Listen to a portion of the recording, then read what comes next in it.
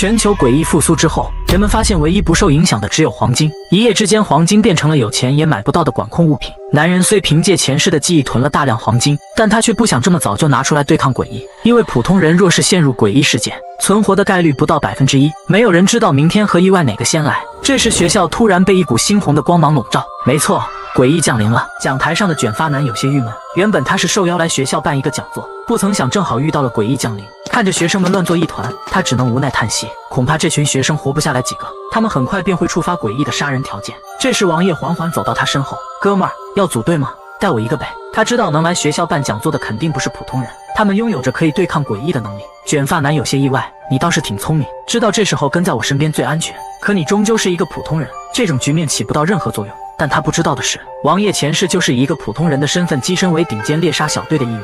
普通人只要摸清诡异的杀人规律，同样能存活下来。就算是你，也需要一个炮灰帮你试探杀人规则吧。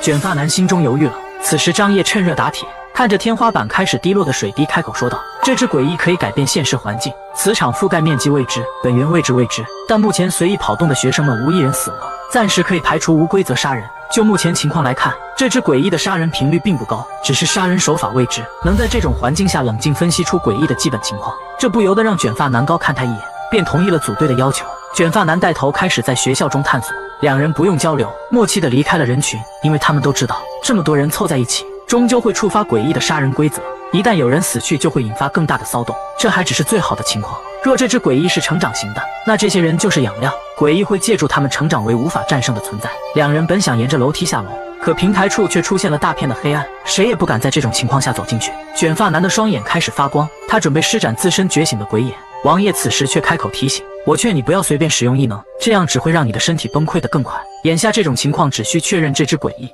是利用磁场改变了现实中的事物，还是利用磁场产生了幻境。如果只是简单的产生幻境，说明这只诡异的级别不是很高。测试方法也很简单，只有一样东西不受诡异的影响。”听到这里，卷发男也明白过来，缓缓摘下手上的戒指，他无奈地叹息一声，便扬起手臂：“你知道现在黄金有多贵吗？”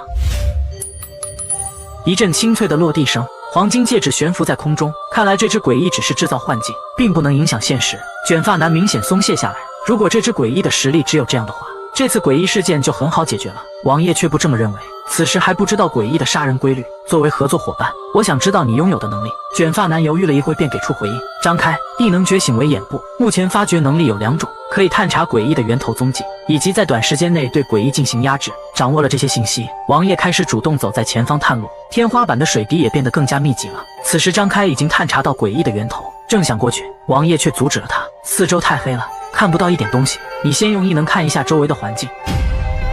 张开的眼中出现一具具干尸，他急忙将消息传递给王爷。这些干尸一个个都摸着自己的脖子，他们为什么要做这个动作？是水，我能想到的只有水滴落在脖子上，他们才会下意识地去触碰。也就是说，这只诡异的杀人规则就是触碰到天花板上滴落的水。随后王爷的冷汗开始往外冒，这诡异是成长型的，水滴落的声音越来越频繁了。张开看了眼手机，他已经通知了小队成员，可他们还要10分钟才能到。10分钟后，谁也不知道这只诡异能成长到什么程度。闻言，王爷将衣服顶在头顶，那就赌一下吧，就赌这水滴一定要碰到皮肤才会死亡，这是两人的约定。王爷会主动承担炮灰的任务，好在他赌对了，水滴必须碰到皮肤才会触发杀人规则。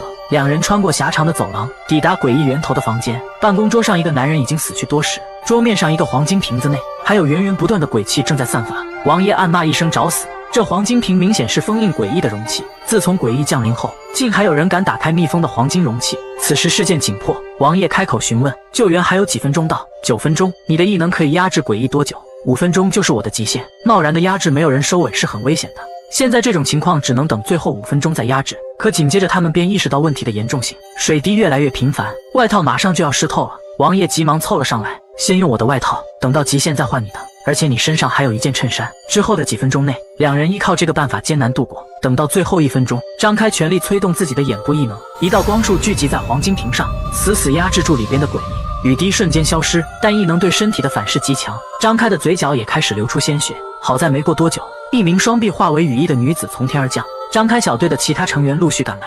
此次灵异事件被完美解决，普通人陷入必死的灵异事件，对王爷来说真的不算什么。上一世他以普通人的身份加入顶尖的猎杀小队，有人曾感叹过，如果王爷拥有异能，哪怕只觉醒了一个部位，都会成为最强的那波人。可可惜他直到生死都没有觉醒，重来一世，不知道能否迎来转机。上辈子这个时候他还在永安市，也没听说过上京市发生过灵异事件。他没有按照上辈子的正常轨迹进行，就是为了寻求觉醒异能的道路。他一边思索，一边走进自己的房间，只见一扇古朴的木门凭空出现在客厅。不会又遇到灵异事件了吧？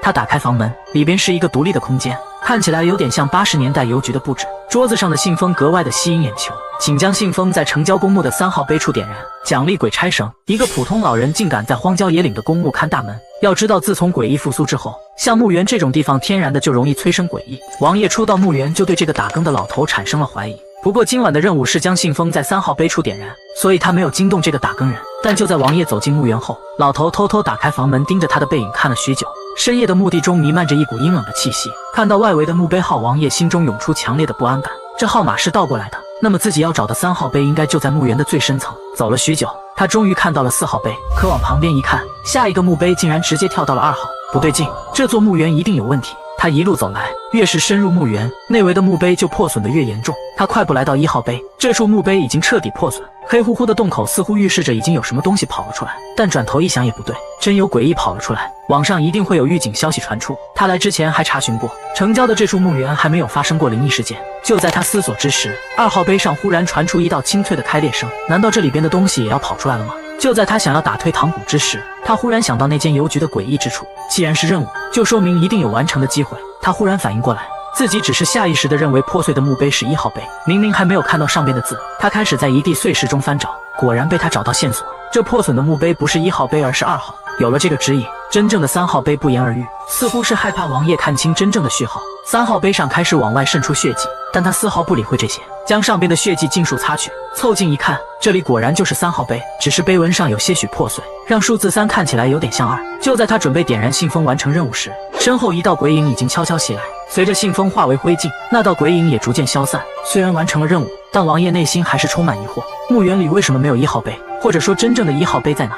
忽然，他察觉到有目光正在死死盯着自己。从打更人的身上，他感觉出了浓烈的危机感。2号碑的东西肯定跑出来了，但是这老头凭什么安然无恙？越想越觉得不对劲，他急忙加快步伐跑出了墓园。随着他离开墓园，打更人居住的小屋子也缓缓关上房门。可惜王爷没有看到，那扇门上标的正是1号。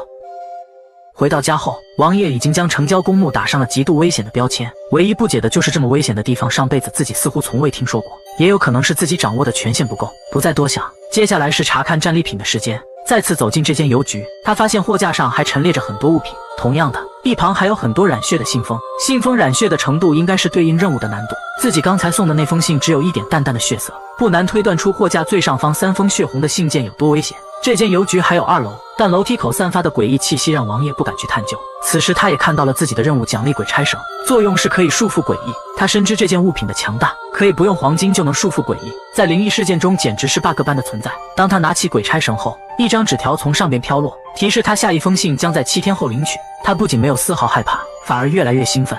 或许自己上辈子没能觉醒的异能，今生有机会实现了。第2天，家中迎来了一个意料之中的客人。恐怖复苏后，官方成立了天组，负责解决灵异事件。因为王爷在水滴事件中表现出色，他们特意前来招揽。王爷表示自己只有一个条件，就是要拥有高级情报权限。7天后自己将要送出第2封信，如果没有一个强大的情报来源，会吃很多亏。但高级情报权限不是这么好拿的，上面提出王爷需要通过 B 级考核，这是考验异能者的难度，对普通人难度很大。但王爷上辈子也算是天组下辖的一个级小队成员，自然知道只有展现出自身价值才能收获相应的权利。B 级考核的地点在天组总部的13楼，任务目标是封印源头鬼。王爷能依靠的只有一根由黄金打造的金针和腰间的鬼差绳。时间1分1秒的过去，想象中的危险竟然没有来临。前世与诡异打过太多交道了，他瞬间反应过来，此次考核的难点不是躲避诡异的侵害，而是找到诡异的源头。如此空旷的场地根本没办法躲藏，结果显而易见，他猛地将金针朝身后甩去。这种地方只有一个位置能躲藏，那就是自己身后。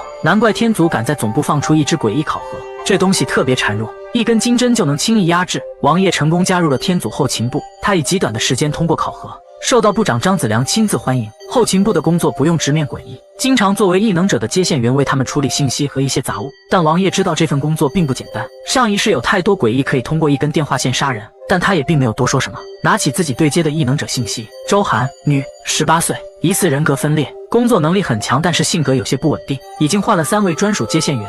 回到家中，他靠着高级情报权限开始查询成交公墓的信息。可惜，即便是天祖的情报系统，对此地也没有任何记载。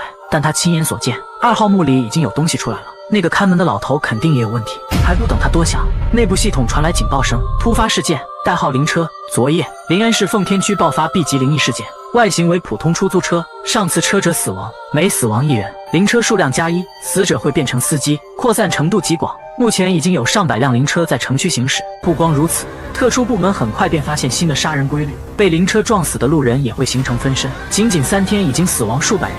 如果不能解决，整座城市都将灰飞烟灭。王爷立即联系了自己对接的异能者周涵，将详细资料告知他后，开始讲述自己的推断。首先要明白，灵异是无法被杀死的，而灵车的杀人规律则是上车者必死。既然如此，要是拦下一辆灵车，将上边的司机送上另一辆灵车，会发生什么？王爷推测，两项规则如果发生碰撞，恐怕会变成2只灵异的比拼，而源头鬼为了完成自己的杀人铁律，恐怕会将自己的分身收回。只需要这样操作下去，就能追踪到源头鬼，从而将他封印。如果运气好的话，灵车甚至会因为无法完成自己的杀人铁律，从而陷入宕机状态。王爷的方案很快便被组织认可，大佬们都惊叹这个想法的天马行空。第2天，好消息就传出，灵车事件被猩红小队完美解决。但王爷却发现，这篇报道只是歌颂小队成员如何英勇，具体的细节并没有记录。看来如今国内的2大组织佛国和道城关系不是很稳定。王爷提出的这种新型处理方案理念非常先进，特殊部门不想轻易公布出去，但后勤部没有否定王爷的功劳，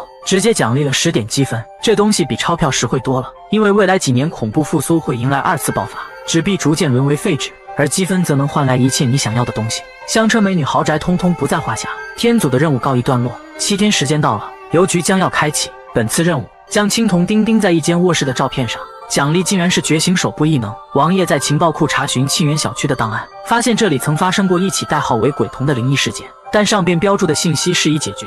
王爷可不敢相信邮局的任务没有危险，说明这起灵异事件一定发生了某些遗漏。做好充分的准备工作，王爷只身来到沁园小区，刚走到小区门口，就有一个疯女人叫喊着从旁边跑过去。天祖的资料库中并未记载这个女人的信息，但她也并没有发起攻击。王爷想先去完成任务，于是绕过女人来到4号楼，循着门牌号找到任务房间，发现这家的房门是虚掩着的。走进屋内，里边有股腐臭味，家具也都很普通，但墙上挂着的一幅十字绣却显得有些诡异，一旦盯着看就会有种恍惚感。上边绣的图案也很恐怖，是一只滴血的断手。简单的观察过后，王爷发现地上有对清晰的脚印，有人来过这里。循着屋里的腐臭味，他来到厨房，这里边血迹斑斑，腐臭味的源头是一把剔骨刀。这时脑中似乎有道声音响起，拿起它，你将拥有强大的力量。这诡异的幻觉让王爷心头一颤，这把剔骨刀一看就是件强大的灵异物品，但他不知道收起刀后是否会对邮局的任务产生不好的影响。他在心中不停思索，邮局的本意是让信使变强，从而能去更危险的地方送信。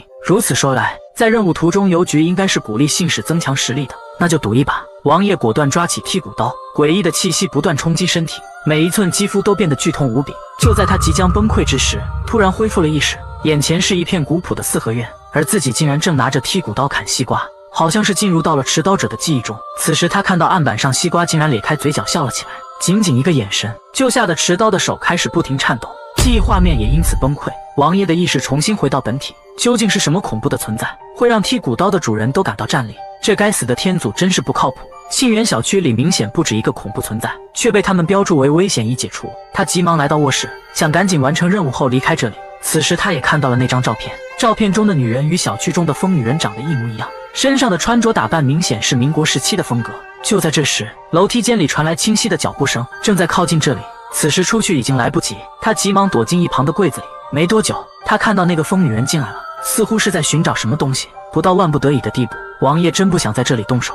好在女人很快离去，听脚步是去厨房的方向，随后脚步声变得急促，似乎是在焦急地寻找东西。这时王爷突然闻到了一股血腥味，他这才发现这柜子不是红色油漆，而是鲜血染红的。等再抬起头，疯女人已经站在柜子前，随着她的缓缓靠近，王爷的心跳速度也越来越快。就在疯女人即将触碰柜门的那一刻，隔壁的柜子里忽然有人推开柜门跑了出去，女人自然追了出去。王爷等了很久才赶出来，真是没想到隔壁柜子里竟然也躲了个人。趁着他们下楼的功夫，王爷急忙掏出青铜钉。就在他按照任务将钉子砸下去的那一刻，照片中的女人突然做出痛苦的表情，身后的脚步声再次传来。王爷急忙加快了手中的动作，当钉子完全陷入墙面的那一刻，身后的脚步声也消失了。他不敢停留，走到屋外。阳光果然能让人充满安全感，但不知为何，他仍然有种心悸的感觉。于是他缓缓举起手机，那个疯女人正飘在404房间外边盯着自己，不是已经将他封印了吗？这个鬼地方不能待了。看来邮局提供的任务地址都是恐怖级的。随着王爷消失不见，女人轻笑一声后缓缓退到屋内。此时楼下的废墟中忽然钻出一只干枯的手臂，一个男人从里边缓缓爬了出来，随后他的身体逐渐恢复生机。已经死了一次了吗？这鬼地方到底是什么情况？嘟囔一声后，他转身看向沁园小区，诡异似乎消失不见了。我真庆幸自己能活着出来，还是赶紧撤吧。另一边的王爷也已经赶回家中，因为有些诡异是可以改变人的记忆的，他习惯将重要的信息记录到笔记上。染血的剔骨刀，神秘的十字绣，可以隔绝诡异探知的木柜，以及疑似民国时期就存在的女人。屋内还有一个神秘人，最重要的是，那个女人似乎没有被彻底封印，并且已经盯上了自己。获得任务奖励的鬼手套后，王爷顺利觉醒了手部的异能。此时周寒的电话打来，小哥哥，准备工作了，来晚的话把你头给拧下来。又是这种病娇的语气，看来周寒的精神存在很大问题。他急忙打开内部系统，原来是出现了新的灵异事件。上京市游乐园出现诡异，代号为爱哭鬼，现场信号被屏蔽并伴随幻境迷雾。这次的灵异事件并没有什么特殊，只不过组织竟然要求王爷这种接线员参与实战，目前还处于诡异复苏的初级阶段，对鬼域的划分没有后世那么详细。像之前笼罩教学楼的那种鬼域，只能产生轻微幻境，并不能屏蔽信号，这种在后世被称为初级鬼域。而这次的游乐园事件，情报描述中说可以屏蔽信号并影响视觉，属于是2级鬼域，虽然是一个级别的差距，可危险程度跨度非常大。当王爷赶到游乐园入口时，已经有4个人先到了。天祖派出的2名异能者分别是佛北和田七，当然还有一位姗姗来迟的大美女，正是自己的专属对接周寒。令王爷意外的是，后勤部的普通人除了他之外还有2个，看来部长是要有大动作呀。周寒也是第一次见到王爷，他含情脉脉地提醒王爷要保护好自己，毕竟自己说过要亲手拧下他的脑袋。一行人走进游乐场后，就听到了哭声，随着他们的不断深入，哭声也越来越大。此时一声撕心裂肺的哭声从身边传来，是后勤部一个年轻男子发出的。他一边哭一边说自己想妹妹了，他妹妹就死于3个月前的一场灵异事件中。年轻男子刚哭2声，全身似乎被诡异力量笼罩，瞬间就没了气息。王爷看出这似乎就是诡异的杀人规则，哭声会引导人心底的情绪爆发，一旦哭出来就会触发杀人规律。此时他注意到身旁另一名后勤部成员也要被吓得哭出来，他一把捂住女孩的嘴巴，别哭，不想死的话就把眼泪憋回去。王爷不明白心理素质这么差的人是怎么进的后勤部，一旁的田七给出解释，现在的后勤部乌烟瘴气，尽是一些关系户，这种人进入灵异事件只会成为拖后腿的存在。王爷瞬间明白过来，看来部长张子良是想改革，打算用生命危险吓退那些关系户，所以才会颁布后勤人员也要进入灵异事件的规定。小插曲很快结束，众人继续前行。可这鬼域并没有这么简单，谁都没有发现，刚刚死去的青年竟然缓缓站了起来。等众人听见身后传来的脚步时，那个青年已经发疯般朝他们冲来。王爷拿出剔骨刀与之搏斗，青年的行动非常僵硬，王爷在他的各个关节处下刀，很快就将他放倒在地。可惜身后那名女同事还是被吓得哭了出来，田七没有留手，一脚将还没有变异的女孩踩成碎片。不管是前世还是现在，王爷见到的异能者都非常冷血，这跟他们的身体有关。异能者觉醒的身体部位虽然强大，但对身体也是一种负担，每使用一次，他们的身体面临崩溃就更进一分。探索继续，佛北在一个角落里抓到一个男人，从他口中得知游乐场的工作人员还没有死绝，太不对劲了，2级鬼域的危险程度不可能只有这点。这时候了，还有6、7个普通人幸存。此时一直沉默的周寒突然发动自己的异能，我感知到了，在上面源头鬼的气息在摩天轮上，众人循着他的指示看去，摩天轮上果然有个小男孩在盯着大家。田七觉醒的是腿部异能，只见他纵身一跃就飞上数十米高的摩天轮，可车厢内已经没了小男孩的身影。在周寒的感知中，小男孩也已经离开，有些难办了，这鬼东西太狡猾了。此时王爷不得不站出来给众人解释，这是鬼域的能力，高级一些的鬼域拥有瞬移之类的能力，鬼的实力越强，瞬移的冷却越快，眼前这个小家伙肯定瞬移不了太远。周寒询问他该如何破解，想要破解鬼域只能用更高级别的鬼域压制，不过眼前这只不用，他能力不算太强，瞬移的冷却肯定长，我们只需分散开来包围搜索，只要第一时间进行合围，他肯定来不及瞬移。田七虽然看不起眼前这个普通人，但眼下也没有更好的办法，几人按照计划开始搜索。王爷也提高了警惕，刚才那只鬼异太弱了，根本不像是拥有2级鬼域的鬼。就在这时，不远处传来田七的呼喊声，他那边遇到诡异了。等王爷赶到后，看到田七脚下生出一道黑影，将小男孩束缚在原地。佛北也在同一时间赶到，不过他此时双手合十，浑身包裹着金光，这是佛门的手段。可王爷知道，自从诡异降临后，佛国就闭关不出。上京市怎么会有一名佛国弟子？上辈子佛国的名声可不太好，数座城市面临灭顶之灾，向佛国求援都没有得到回应。从那时候，佛国就被打上了冷血的标签。他们怎么可能派出弟子来解决灵异事件？难怪这次的灵异事件无比蹊跷，原来是这个佛北一直在隐藏身份。此刻他既然不再隐藏，是做好了杀人灭口的打算了吗？佛北缓缓靠近，看施主的表情是已经猜到了我的身份。一旁的田七还不明所以，一个劲催促他赶紧动手压制源头鬼，而佛北则是一击斩断了他的脖颈。此人借助我的资源一直向上爬，他以为知晓我佛国的身份就能拿捏我。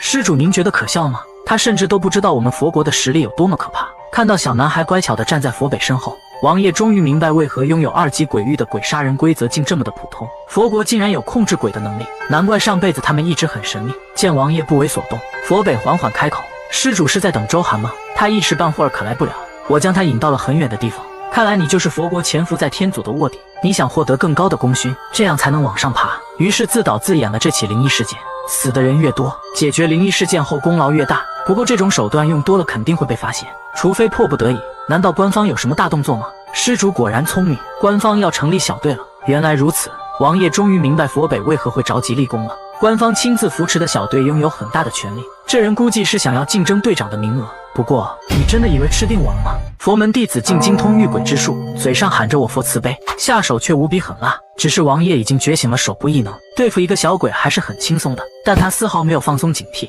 因为光凭一个小鬼是撑不起这个2级鬼域的。果不其然，身后忽然袭来一阵冷风，第2只鬼现身了。王爷一扯腰间的鬼差绳，将偷袭的小女孩捆了个结实。佛北的嘴角也渗出一缕血迹，操控2只鬼翼对他的负担太大了，此时他只得亲自下场。虽然看走眼了，但他觉得凭自己的能力足以解决王爷。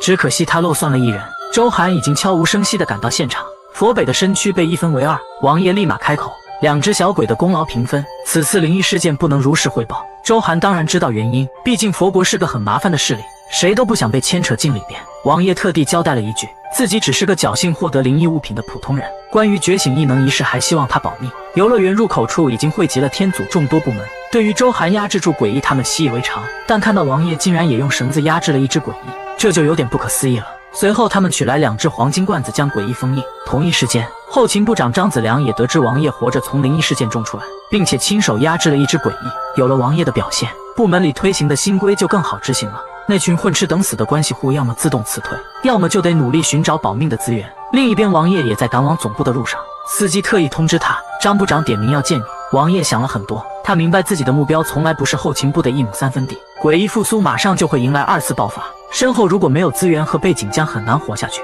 从佛北口中推测出，目前是处于 A 级小队刚刚建立的节点，官方马上便会从各个小队抽调精英，建立后世文明的影组织。这个组织拥有的资源非常庞大。说实话，王爷之所以加入官方组织，就是奔着这个目标去的。很快便抵达张子良的办公室，王爷只是简单的讲述了这次灵异事件，并没有透露佛国插手的消息。张部长很满意他这次表现，询问他想要什么奖励。王爷缓缓开口：我想加入为小队。在他的计划中，就是要以后勤部为跳板加入为小队，最终进入影组织。张子良一愣：你小子看来没有档案上写的那么干净啊，你是从哪听说的 A 小队？王爷淡淡一笑，没有正面回应。你作为后勤部部长，想要后勤部分量加重，而我想要变得更强，我们的利益是相同的，哪怕是我死在变强的路上，但你依旧是手握实权的部长，不是吗？之后的几天过得格外平静，后勤部没有再给王爷派遣任务，张子良这家伙继续将部员派往前线，导致大部分混日子的员工离职。只不过令人意外的是，这次筛选下来，后勤部竟然拥有12名实力不俗的异能者。邮局的任务再次出现，这次是一封染血的信件，明显的难度不低。驾驶邮车按照导航行驶，抵达终点后将信件送给第一眼看到的人，奖励竟然是转正和鬼差符。这次任务透露的信息量不少，看来之前的几次是实习任务，完成这次的任务才能转正。来到楼下，已经有一辆外形奇特的汽车停在下边，方向盘的触感有些瘆人，就好像人的皮肤一样。更离谱的是，王爷发现这灵车可以穿梭实体。看到任务目标后，王爷被吓出一身冷汗。导航上的目的地竟然在荒土地区。永夜降临后，整个世界沦为荒土，只有佛门和道门凭借自身的底蕴开辟出净土，建立了佛国和道城。在道城的帮助下，官方后续开辟出10座城市。即便如此，城市中的灵异事件也层出不穷，荒土完全就是诡异的乐园。不过上一世王爷也听闻有走投无路的异能者前往荒土寻找转机，这类人被称为拾荒者。虽然大部分人都死了，但据说那一小撮人也带回来了价值不菲的东西。虽然荒土无比危险，但王爷明白邮局是不会给出无法完成的任务的。同一时间，在王爷的家中，一道黑影缓缓化为他的样子。正好此时周涵这个神经病来寻找他，他前来的目的很简单，自己说过要拧下他的脑袋。周涵甩出数道匕首，洞穿了假王爷的身躯，几道寒光下去，假王爷被割得七零八落。周涵还兴奋地拿起手机来了个自拍，殊不知在他走后，地下的零件又自动拼凑起来。台上的花旦唱得风生水起，台下观众却无一人敢叫好，只因这场大戏不是给活人看的。这里便是荒土，恐怖丛生，诡异遍地，不仅有诡异的戏台，还有人影在道路中央烧纸。他口中的哭声无比瘆人，哪怕是有油车的阻挡，都让王爷产生阵阵眩晕。又行驶了一段距离，眼前出现一片公墓，这公墓的布局和自己第一次送信的公墓一模一样，还有那座守夜人的小屋，竟然全都出现在这里。隐约间，他还能看到那个看门的老人正站在窗边看自己。这里已经是荒土深处了，不可能有人在这种鬼地方生活。更加不可思议的还在后边。他行驶一段距离后，又看到一座宅子，此时腿上绑着的剔骨刀开始发光。王爷瞬间想起来，这不正是当初拿到剔骨刀时记忆中出现的那座宅子吗？还不等他回过神来，前方的山头又突然冒出一只巨手，仅仅是看了一眼，就令王爷的心脏传出一阵剧痛。这是404房间十字绣上的那只手。荒土中到底藏着什么秘密？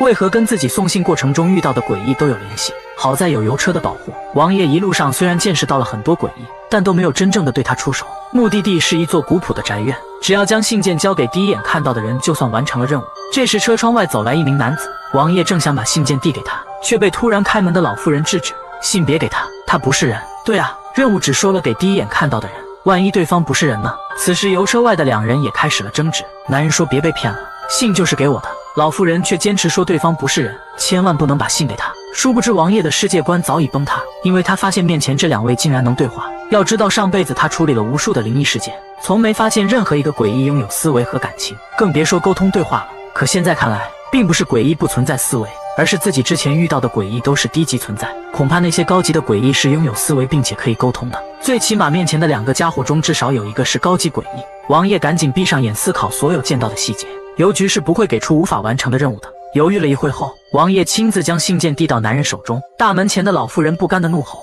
随后身形开始缓缓变化，露出了本来的样貌。那是一个皮肤无比苍白的女人。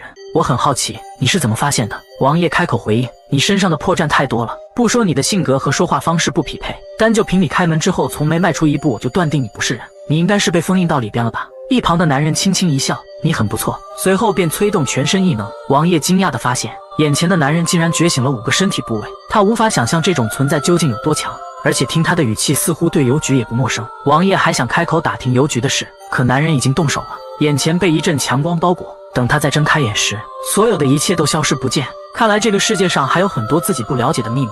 眼下任务完成，还是趁早离开荒土。回去的路上，他再次重温了刚才见到的诡异，不过那只巨大的鬼手已经消失不见，取而代之的是2名正在搏斗的男人。这应该是佛国和道城的2名高手。下一秒，诡异的大手从天而降，直接将那座山头拍得粉碎。王爷本来还想着这次任务有些吃亏，毕竟他不敢下车，没有薅羊毛的机会。可随着巨手的落下，几张泛黄的符纸缓缓飘落到车前，符纸中传来阵阵阴冷的气息，似乎能压制体内的异能。这可是好东西，刚好可以用来压制过度使用异能对身体产生的负荷。中间的路程没有再产生意外，直到他临近城市时才遭遇到一次真正意义上的袭击。路边的一根藤蔓忽然破窗突袭，好在这鬼东西实力一般，王爷发动鬼手异能将它狠狠压制。虽然费了一番功夫，但这变异藤蔓的材料也是好东西。不料突然出现一名拾荒者向他发起攻击，显然是起了杀人夺宝的心思。但邮局奖励的异能是直接开发到3阶的，他发动鬼手的第2重特性巨力，直接将大地打出一道沟壑，将拾荒者和藤蔓隔开。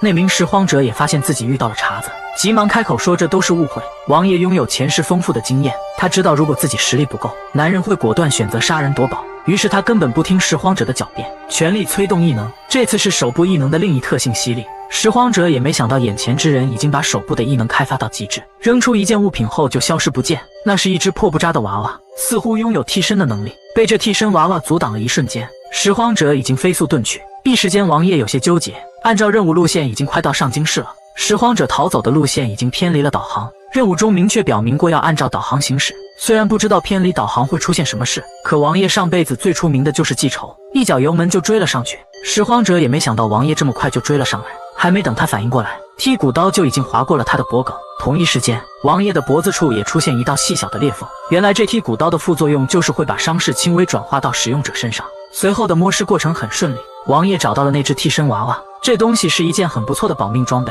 拖着疲惫的身躯，王爷终于回到家中。只不过他临走时夹在门缝处的头发撕断了，看来是有人进去过了。他装作若无其事地往沙发一靠。此时身后一道黑影缓缓凝聚身形，王爷忽然睁开眼睛，忍不住了吗？等的就是你。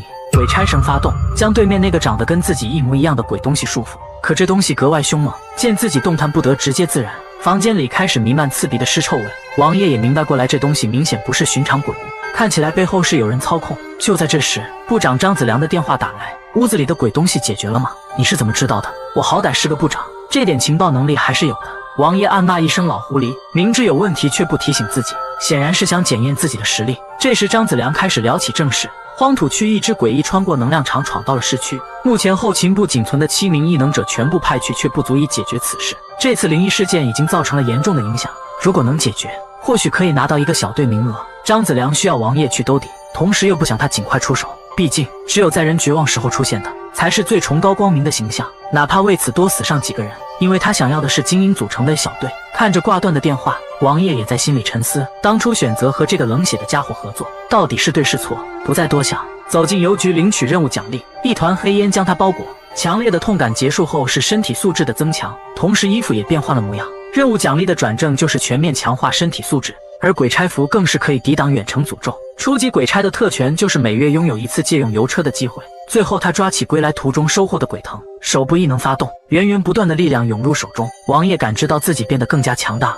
千万不要让任何人在背后摸到你的脑袋，也不要相信任何自称为是你队友的人。这是王爷进入商场后发现的灵异规则。要知道这个商场内已经折损了数名异能者，那么现在人山人海的场景一定是诡异幻化出来的。王爷想到的破局方法就是破坏。既然诡异想营造出这种和谐的场面，那他就要在此大开杀戒。他抡起手中的消防斧就开始狂砍，人群如同麦子一样被收割。在他杀得正起兴时，身后一个年轻人出现在电梯口。你是总部派来救我们的吗？我叫张涵，我的2个队友被诡异缠上了，需要支援。他们在4楼，有个长得和我一样的人混在他们中间。还不等他说完，王爷一刀便将他撂倒。你当我是傻子吗？连身份都不确认就相信我是总部的人？看到派来的援军只有1个也不惊讶，这满地的尸体也不过问。种种异常之处让王爷确定他不是人。随后他准备上楼寻找幸存者。2楼仍旧有许多诡异操控的人类堵路，他们行动迟缓不难对付，但一个个都想从背后触摸王爷的头部。这种飞蛾扑火的行为让他心里有了一些猜测。看来这只诡异的杀人规则其中一条就是不能被人在背后摸到头，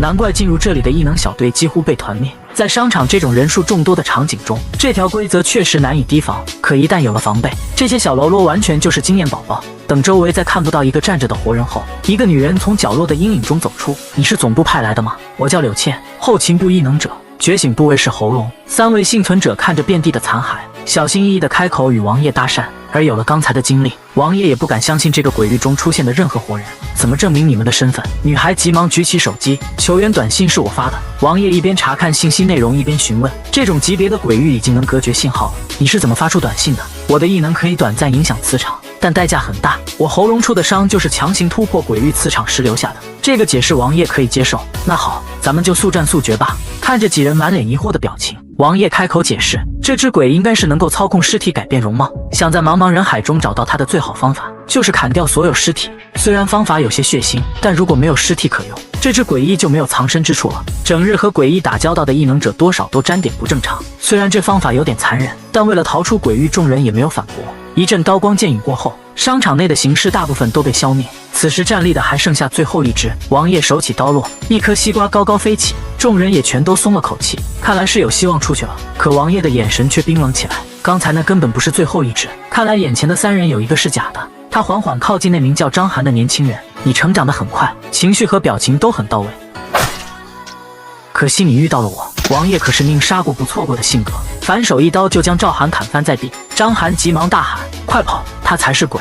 事情发生的太快，剩下2名异能者完全不知道谁的话才是真的。如果你们的判断力只有这么点，我该怀疑张子良挑人的眼光了。此话一出，却让2人长舒一口气。我们从未在商场里提过部长的名字，我们相信你。于是王爷不慌不忙地转头询问，怎么到现在还要表演吗？伪装被戳破，诡异将脖子扭转180度，恶狠狠地盯着场内众人。王爷不想废话，驱使鬼差绳袭去。在他转正为正式鬼差后，绳索的力量也更加强大，诡异被死死压制。后勤部束手无策的灵异事件被王爷轻易解决。出来后，他拿出电话给张子良报告，事情已经解决，但是只活下来2个，这可是后勤部的全部家底。张子良无比痛心，但此次事件也会给后勤部带来转机，有希望染指 A 小队的名额。恐怖复苏之后，只有黄金才能克制诡异，而这把之前只能算是收藏品的手弩，放到现在可谓是神器。只可惜黄金质地不算坚硬，每用一次都会产生些许磨损，用一箭千金来形容一点也不夸张。王爷一回到家中，就取出这把珍贵的手弩，瞄向客厅的阴影处。当他看到悬浮在空中的黄金匕首时，就猜出了来源。周涵这次不是来打架的，尽管他一直想亲手拧下王爷的脑袋。他收集到一条很隐秘的情报，城东10里地外的荒土区出现雷音果，他想邀请王爷一同去寻宝。这种宝物即使是王爷也有些心动。佛国拥有独特的觉醒体系，不同于普通异能者觉醒身体的各个部位，佛国讲究的是修身，不断强化身体的整体素质，而且他们身上散发的金光对诡异有种天然的压制。雷音果就是可以让普通异能者获得和佛国修身效果类似的宝物，这东西每次出现都会被天价收走。王爷可不相信周涵会把这好处让给自己。周涵开口解释，他对强化身体素质的雷音果不感兴趣。情报中说那地方出现一只特殊的诡异，身上带着一串念珠和雷音果，他觉醒的是脑部异能，而那串念珠恰巧可以增幅念力，但念力者身体脆弱，不适合单独行动。他身边除了王爷也没有别的可靠之人。解释完这些，就拉着王爷开始撒娇，能获得增强实力的机会，王爷肯定不会拒绝。只不过这周涵是人格分裂，跟他在一起需要提防他偶尔犯病。画面来到另一边，后勤人员正在为商场的灵异事件收尾。小队长看着现场收集的382颗西瓜直冒冷汗，这都是王爷亲手砍下的。他的大名因为此事传遍整个部门。这时一名下属慌张地前来汇报，所有尸身收集后只有381具，怎么回事？尸身莫名其妙地少了一具，他不敢耽搁，急忙拿出手机向总部汇报此事。第二天王爷出发和周涵会合，他丝毫没注意到身后的阴影里有一道冰冷的目光在注视他，那是一个身材极好的女子，只不过刘海遮挡的额头处隐约露出一枚钉子。王爷这边一路上可谓惊心动魄，短短10里地遇到了3只诡异，两人协同作战下顺利抵达目的地。这里是一片乱葬岗，王爷发现地上墓碑的材质跟城郊墓园的一样，他可是知道墓园里墓碑的作用就是压制诡异的，只不过此地的墓碑明显感知不到任何能量。换句话说，这个鬼地方镇压的诡异恐怕都已经跑出来了。想到这点，他回头看向周涵，1个小时，无论能否找到那只带着雷音果的诡异，我都会走。见王爷这么坚定，周涵只能发动异能寻找。在周涵念力的感知下，两人很快就发现了目标。他操控匕首向那只诡异刺去，可两者相接之时传来的却是金铁交鸣之声。大部分诡异都要依靠人类的身体行动，可人类怎么可能拥有这种身躯？难不成是觉醒皮肤部位的异能者？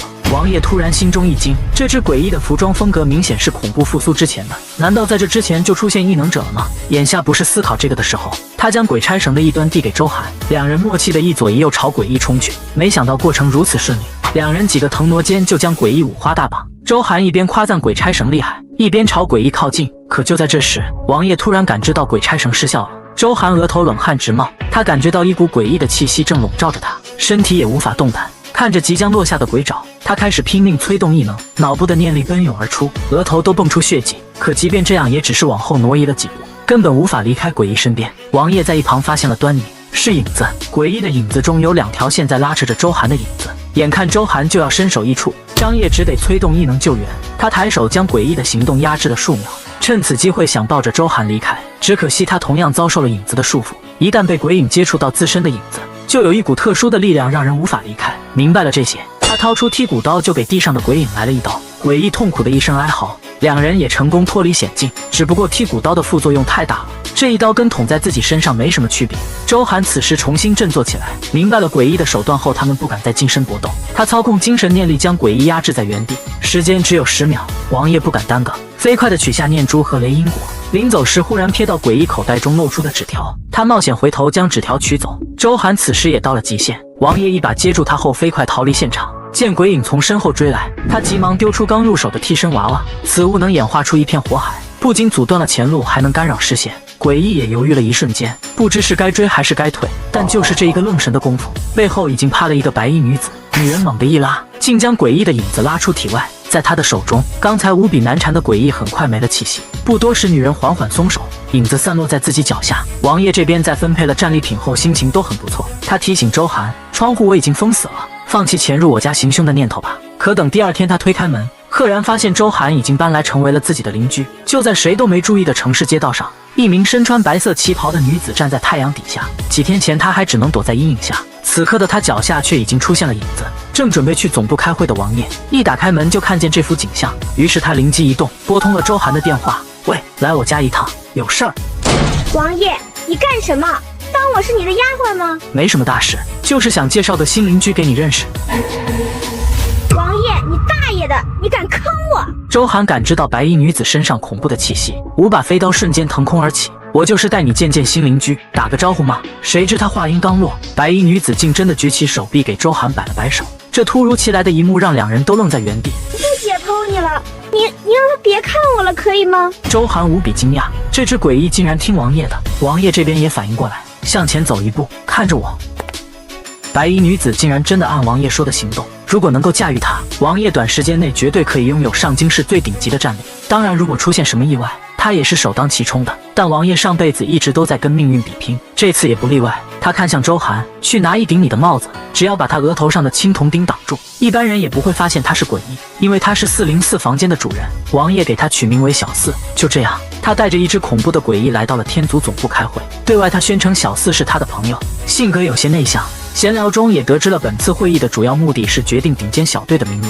这时美少女周涵也姗姗来迟，她的头号舔狗急忙上来搭讪，可周涵这丫头却不予理睬，反而跟王爷亲密互动。这显然是把王爷当成了挡箭牌，也有给他找点麻烦的意思。果然，苏文谦立马上来挑衅。他是一位2次觉醒的异能者，也是这次队长名额的有力竞争者。王爷不想跟这种小丑废话，小四，我不想听见他说话。只用了一招，2次觉醒的异能者就被他一巴掌扇翻在地。苏文谦很是不服，嘴里刚蹦出2个字，小四又给了他一击重击。他就像是一个机器人，只会执行王爷口中的指令。直到苏文谦不再说话，他才乖乖走到王爷身后站好。能参加此次会议的都是现阶段的顶尖异能者，他们对王爷的实力也产生了深刻的印象。小插曲很快结束，天组的大佬们纷纷登场。走在最前方的老人就是天组的组长李星河，除开张子良是后勤部的部长外，另外2名男人分别是情报部和行动部的部长。唯一的一名女子叫张晓，她负责整个天组的实验项目，是一个天才研究员。她的实验对象则是各种诡异，虽然行为无比残忍，但她的贡献很大。城市的保护罩就是他的杰作。等众人落座后，会议开始举行。这时，一个年轻人跑到行动部部长耳边低语：“原来刚刚被打的苏文谦就是他的儿子。”伴随着苏文谦醒来后下意识的呻吟，小四又动了。王爷轻轻扶额，他忘记给小四更换指令了。行动部部长苏长青面色铁青：“年轻人，你是在挑衅我吗？”他强忍着怒火指向小四：“我如果没记错的话，这个女人不是天组的人吧？她有什么资格出现在这里？”张子良此时突然开口：“忘记告诉你了，他现在是我们后勤部的人了。”眼看2人就要开始争吵，组长李星河制止了2人，并开始了会议。会议一开始，3个部长就开始据理力争，纷纷诉说自己部门立下的功劳。队长名额就3个，行动部门往往冲在第一线，他们必定会得一个，而情报部门和后勤部门就有些尴尬了。为了自己的部门能获得名额，2名部长是上蹿下跳。随着苏长青说自己的行动部门要2个名额后，会议彻底失控。因为刚才与王爷发生冲突，苏文谦故意开口说后勤部只能做些善后工作，拿队长名额就是浪费。一听这话，张子良反而冷静下来：“我后勤部的实力够不够不是你说的算的。”苏长青也不反驳，一指身后的大汉：“如果王爷能在金刚手中挺住10分钟，刚才的恩怨一笔勾销。不仅如此，还能看看张部长的后勤部实力如何。”张子良心中乐开了花。那若是我后勤部赢了呢？如果金刚输了，我让出行动部半个月的资源。好，王爷给我揍他。不知为何，看着一旁的小四总是刻意模仿自己，王爷的心中就有些不安。而对面的金刚看到小四也站起来时，急忙开口：“王爷，我要打的是你。”王爷一边热身一边开口：“都行，反正结果都一样。”仅仅一个小连招就解决了一位2次觉醒者，王爷的实力惊掉了无数人的下巴。因为众人都没有在他身上感知到使用异能的波动，王爷自己却明白，经过邮局和雷音果的强化，他此时的身体素质已经远超场内所有的异能者。经此一役，后勤部的实力得到了众多大佬的认同。天组组长一拍桌子：“3个部门各1个名额，就这么定了。”散会。会后，张子良把王爷单独叫到办公室，询问起白衣女子的身份。王爷没有隐藏，掀开小四的帽子给张子良看，这是一只很强大的诡异，他头上的青铜钉是我打进去的。然后他就莫名其妙地出现在了我家门口，并且能听从我的指令。张子良也不再多说，只是告诫王爷要多加小心，因为这就是一颗定时炸弹。小队名额也已经拿到了，在接下来的时间里，天祖会将资源无条件向3支小队倾斜，王爷自然被任命为队长，队员也都是熟人。王爷却不在乎这些，急忙开口询问队长有没有 A 级情报权限。张子良无奈地点了点头，真是不知道你为什么对 A 级情报权限这么执着。随后他给王爷讲述了自己的猜想。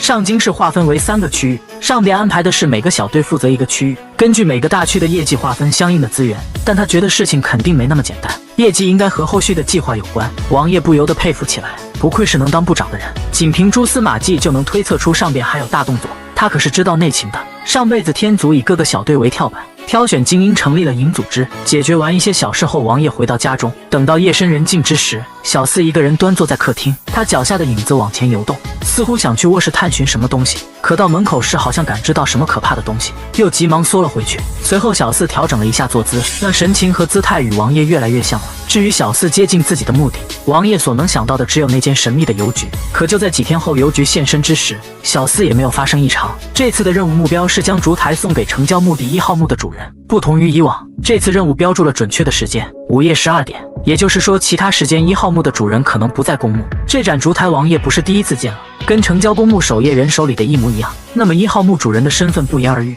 他小心翼翼地将里边的蜡烛刮出一些碎屑，能参与到邮局任务中的道具，不用想也非常强大。就是不知道邮局为何会给那个老人送烛台。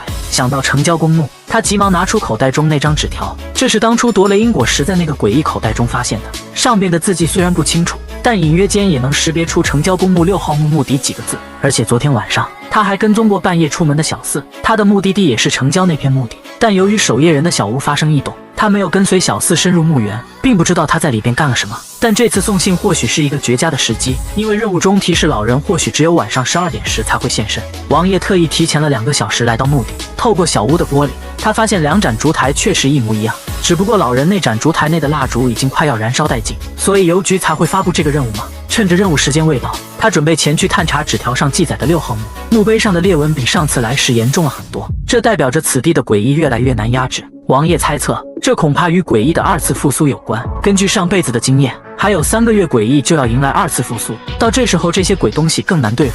这时他也抵达了6号墓，看四周的痕迹，这里明显在最近发生过战斗。他想起昨晚偷偷来这里的小四，难道是他干掉了6号墓的主人吗？王爷凑近观察，在伤口处发现他体内有一枚红色的果子，纸条上记载的会不会就是这东西？压下心中的猜想，此时时间已经快接近12点，他急忙向守夜人的小屋跑去。此时屋内已经亮起昏暗的灯光，王爷站在窗外将新的烛台递给老人，可老人只是看着他，并不伸手接。难道是要自己送进去吗？可这鬼地方太危险了，他害怕自己进去后就出不来了。就在他犹豫之时，老人的烛台忽然熄灭，里边的蜡烛燃尽了。一瞬间，墓园里所有的墓碑开始震动，嘶吼声此起彼伏，更有裂纹严重的墓碑已经开始碎裂。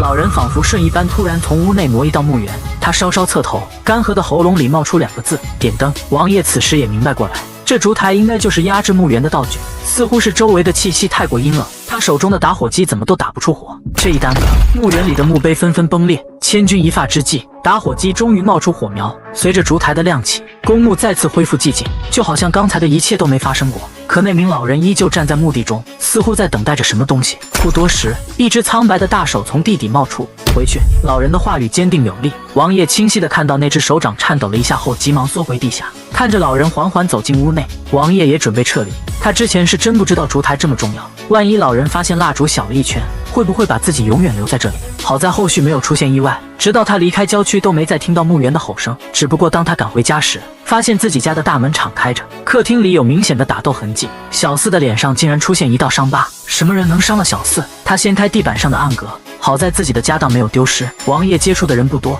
会是谁盯上自己了吗？没再多想，他打开天祖的情报系统，查询城郊公墓打更人。上边的介绍寥寥数笔，打更老人只是一个神志不清的老头，自愿领取微薄的工资看守墓园。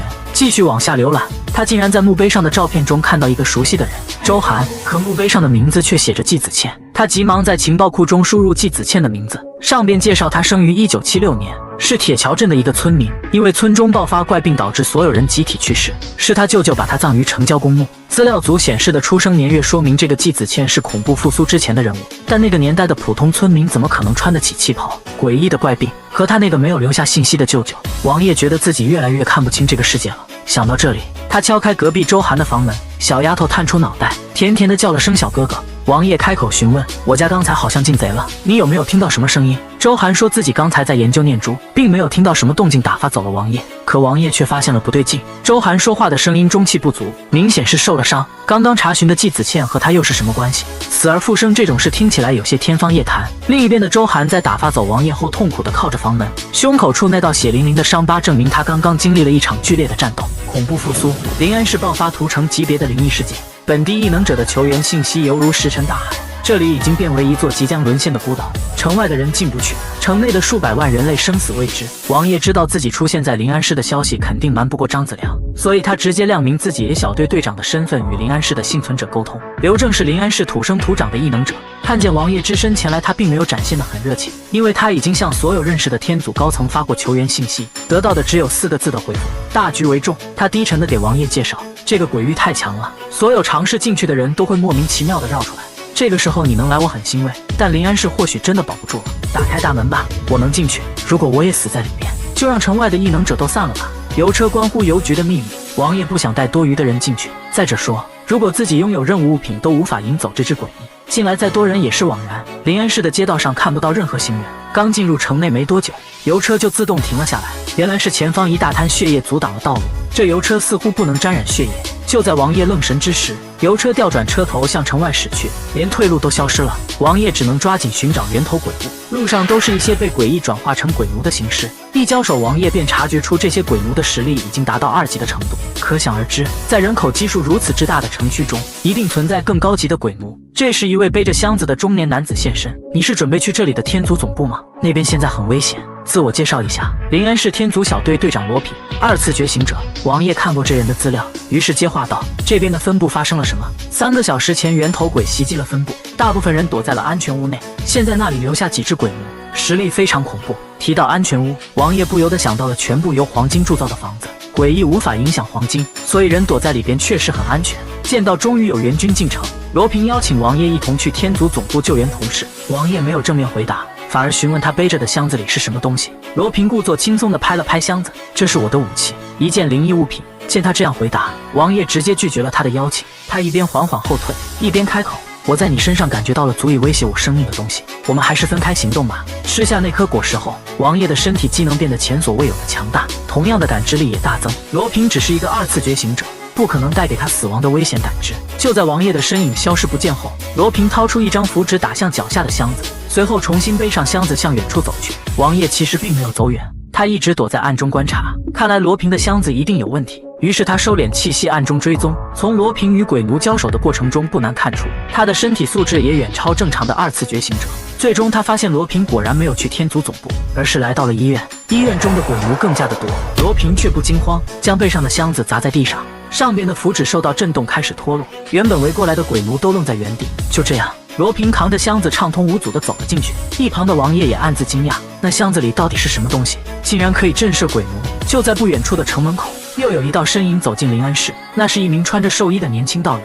只见他端着一顶烛台，四周的鬼物纷纷消散，轻而易举地走进城内。他身上那件寿衣也不是凡品，四周的鬼奴对他视而不见。年轻道人掏出罗盘，似乎在寻找什么东西，看了一会后也朝着王爷他们这里走来。暗中隐藏的王爷没想到还能遇到这种好事，明显可以看出来那件寿衣能屏蔽鬼奴的感知，于是他猛地冲了出来，一记手刀将年轻人打晕。换上他的寿衣后，四周的鬼奴果然不再攻击自己，衣袍口袋里还有一个小瓶子。王爷带着小四走进医院，这里的2级鬼奴太多了，按照这个数量，恐怕3级鬼奴不是这家伙的极限，能屠城的存在果然没有一个是好对付的。就在王爷上楼后，那个年轻道人也已经醒来，并且沿着王爷的路径也在朝楼上摸，只不过他没了寿衣遮掩气息，总是被路上的鬼奴突然袭击。可这家伙犹如多宝道人一般，不停地从怀中掏出稀奇古怪的灵异物品，虽然跌跌撞撞，但勉强也能赶上王爷的步伐。而王爷这边却停下了，他遇到了一个大家伙，这东西在狩猎3级鬼奴，并且在收集他们的心头血，所有精华都凝结成他手中那颗跳动的心脏。一旁的小四看到这一幕忽然笑了，他身上散发出恐怖的气息，只是一击就解决掉那个收集心血的鬼婴。看着小四的模样，王爷感知到他身上的封印在松动，而小四也捡起了那颗剧烈跳动的心脏，他指甲一划，胸口处便出现一道裂痕，之后他缓缓将心脏放了进去。头部的青铜钉好似受到了强烈的撞击，帽子都被震飞数米远。此时身后一道声音传来：“好小子，身上穿着老子的宝贝寿衣，就是你给道爷我下的黑手吧？小四现在的状态很不对劲，王爷不想跟他动手，于是缓缓说道：“你是来杀我的吗？”年轻道人急忙摆手：“你疯了吧？为了一个宝贝就动手杀人？现在城里人都这么横吗？这人给王爷都整不会了。杀人夺宝在如今这个年代再正常不过，可这个道人似乎格外天真，这样的性格怀揣重宝是怎么活这么大的？”道人继续说道：“你得把东西还我，不然道爷让你知道我的厉害。”王爷此时皮瘾也犯了，故意说道：“要是我不还呢？”谁知道人听了这话后委屈的像个小媳妇，不还那我就不要了呗。正说话间，道人身后忽然窜出来一只鬼奴袭击，王爷帮他解决了这次偷袭。道人先是一愣，然后急忙说道：“失魂水再给我几滴。”就是被抢走的那个玻璃瓶，这东西可以屏蔽鬼奴的感知，不过是时效性的，老贵了。听完这话，王爷给小四身上也来了几滴。年轻道人下意识地朝小四看去，冷汗瞬间布满脑门。我的妈呀，这祖宗怎么在这儿？随后各种宝物被他从怀中取出，一边拿还一边嘟囔着这次死定了。王爷却注意到了他手中那把菜刀，材质和风格跟自己的剔骨刀一模一样，而且在剔骨刀传输的记忆中，他似乎也看见过这把菜刀。直到他取出所有宝物，才注意到小四额头上钉着的青铜钉。好厉害的宝物，原来你已经把它封印了。男人不仅将父亲的尸体制成标本随身携带，更是亲手杀害了所有血亲炼制成鬼奴。只因异能者的血液可以通过亲人的能量进行中和，以自身所有血亲为媒介，屠戮一座城市所有异能者。这便是罗平成神的计划。此刻只剩最后的几步，他没有丝毫犹豫地取下父亲的西瓜丢入血桶之中，之后是从诡异身上取得的眼珠，最后他凝望医院的方向，只差最后一枚心脏。就在这时，心脏的气息忽然消失不见。该死，医院果然有人。心脏被人解决了吗？其实在罗平进入医院不久，就察觉到身后有人跟踪，为了不必要的麻烦，他只能先行退出医院。可没想到心脏还是出了意外。算了，只是一个低级心脏而已，对自己的计划并没有太大的影响。另一边，王爷和道人重新认识，原来这家伙出自道城，不仅一身宝物，听他说还有一尊老祖宗当靠山，这种大腿此时不抱更待何时？王爷脸上的笑容都多了几分。在得知小道士叫毛永安后，王爷当即拿出天祖队长的身份证明，并表示等这次事件处理完后，要带毛永安去城市里开各种车。在王爷刻意的结交下，两人的关系很快熟络。没想到两人闲聊还聊出了一件非常巧合的事：毛永安喜欢去各种危险的地方寻宝。还记得王爷去404给小四的画像钉青铜钉的任务吗？那天王爷躲在柜子中，最后发现隔壁柜子也藏着一个人，那人正是毛永安。那天毛永安是奔着寻宝去的，刚找到一把菜刀就被小四堵在室内。之后发生的是王爷亲眼目睹，毛永安先一步暴露躲藏的位置，引开了小四，王爷才趁机将青铜钉钉下。正在交谈的两人也发现罗平退走，于是就没有继续上楼。而有了毛永安的帮忙，王爷觉得还是先解决源头鬼物最重要。小道士手中有一件罗盘，可以追踪诡异的位置。此时箭头分成两道，王爷思考了一下，就准备先去找最凶猛那只。罗盘指向的位置是城内的实验室，这种地方大都是研究各种稀奇古怪的东西。这只源头鬼闯进城区，似乎是在寻找什么东西。到了实验室，门口有3只异能者转化成的鬼奴把守。王爷还感知到有一股强大的威压充斥在这里。不等王爷动手，毛永安掏出一只小熊玩偶，那玩偶迎风变大，一落地就化为一只凶猛的野兽。3名鬼奴在他手中就像玩具，轻易被解决。真宝藏男孩毛永安解决完杂鱼，那道恐怖的气息也逐渐逼近。王爷急忙取出邮局给予的任务物品。此时实验室的大门敞开，源头鬼现身了。王爷招呼一声，小四和毛永安一同行动。奈何源头鬼的实力太过强大，连小四都被他一脚踹飞。能看得出来，这只源头鬼似乎着急去某个地方，不太想和王爷他们纠缠。这时源头鬼突然看向不远处的楼顶，他甩开小四后就奔着那个方向而去。身后的小四严格执行王爷的命令，拖着伤痕累累的身躯再度上前，似乎是发现自己的实力无法奈何源头鬼。小四额头上的青铜钉被他缓缓往外拔，封印松动后，小四身上爆发出堪比源头鬼的气息。王爷此时也一身冷汗，小四好像要失控了，他额头处的青铜钉还在不停震动，似乎有脱落的迹象。他张开手掌尝试压制源头鬼，这举动彻底惹怒诡异，以他自身为圆心向周围发出一道凌厉的冲击波。这道攻击直接触发了鬼差符的被动能力，毛永安也因为怀中的替死娃娃才逃过一劫。小四强横的躯体也被割开一道口子，不过他现在处于半解封状态，那道恐怖的伤疤很快就愈合。发出这道恐怖的攻击后，诡异似乎也有一瞬间的虚弱。王爷抓住这个机会，将符纸贴在诡异的眼睛上，他第一时间查看小四的状态，好在封印没有被彻底崩坏。不远处的源头鬼虽然被暂时压制，可那不断抖动的符纸似乎在说明这种状态并不能持续很长时间。他拿出魂灯，开始在前方引导诡异出城。楼顶的罗平也察觉到诡异的能量波动消失，赶在王爷出城之前，他堵住了前进的道路。可现在王爷根本没有多余的精力和他纠缠，他小声嘱咐小四，找准机会一击制服他。此时罗平已经冲了过来，把他还给我。你知道为了把他引到临安市，我付出了多少努力吗？这是最完美的躯体，掌控了他，我将人鱼无敌。王爷此时也明白过来，临安市的危机都是此人一手策划，为了你所谓的计划，死的可是一整座城的人。罗平此刻状若癫痫，你知道掌控了这种级别的存在，我可以压制多少诡异吗？甚至我能带领人族一扫荒土，代价只不过是区区一点人类。快点把它还给我，否则你就死在这里吧。鼠目寸光，你根本不了解荒土的可怕。王爷在用对话来分散罗平的注意力，小四已经悄无声息地摸到他身后。